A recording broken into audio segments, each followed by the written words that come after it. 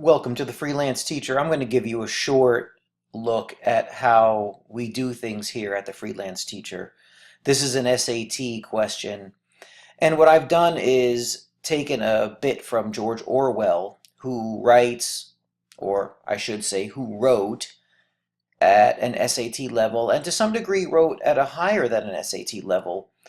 And I'll show you what the test writers do in creating questions. And they do the same things every time. There's always a pattern. And I'd like to show that to you just on the surface level, because at the website itself where you just sign up, you get a deeper level. You get a higher level of instruction if you sign up as a member at thefreelanceteacher.com. Well, here's a short paragraph from Orwell, and he's talking about people need to be more philosophical and realize that surface things that make you feel happy are not true happiness. And take a look at the beginning and the end of the paragraph, which is really what you should do on the reading comprehension section of the SAT in the first place. Take a look at the first two sentences. Much of what goes by the name of pleasure is simply an effort to destroy consciousness. Second sentence. If one started asking what is man, what are his needs, how can he best express himself, one would discover that merely having the power to avoid work and live one's life from birth to death in electric light and to the tune of tinned music is not reason for doing so. That brings you to question one. The author implies, and this is the key word here, that the answers to the questions in sentence 2 would reveal that human beings, now look at the 5 choices, all begin with verbs are, need, are, have, and are.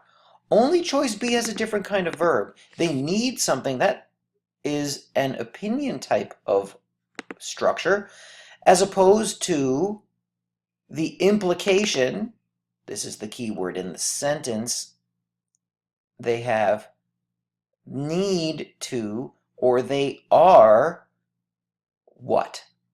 So when you take a look at the choices, you have a little bit more than maybe the student next to you trying to get into the same school. The author implies, that's opinion, and then you have statements, are less human, are being alienated, have needs, are always.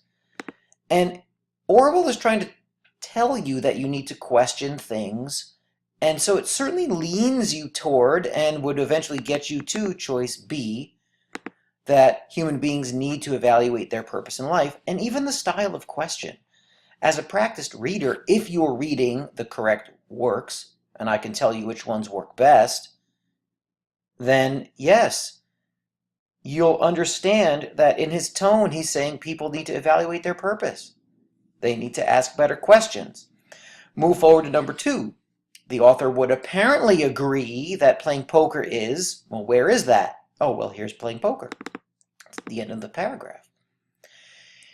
So he talks about this kind of philosophical bent, and then you've got, he would then learn that the highest happiness does not lie in relaxing, resting, playing poker, drinking, and making love simultaneously. So question 2, this is kind of a question that you're dealing with tone. What is the author's opinion? Right? George Orwell died a long time ago, but through his writing, what kind of opinion do you get to? And the author would then, as he's looking down on playing poker, it wouldn't be something positive, right? It would be something that would be negative, something that would be more in tune with what a person really needs to do. So playing poker is probably something that a man must learn to avoid, because it certainly isn't the idea of something that Orwell would say would allow or bring about true happiness.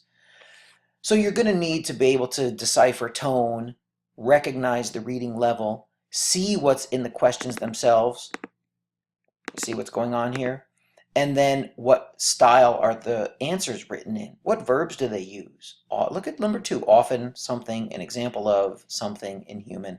Right? This is a pretty good practice question. It's not from the testing service itself. The best ones come from the College Board directly. But this one is pretty good. I can help you with this and more things at thefreelanceteacher.com. Take care.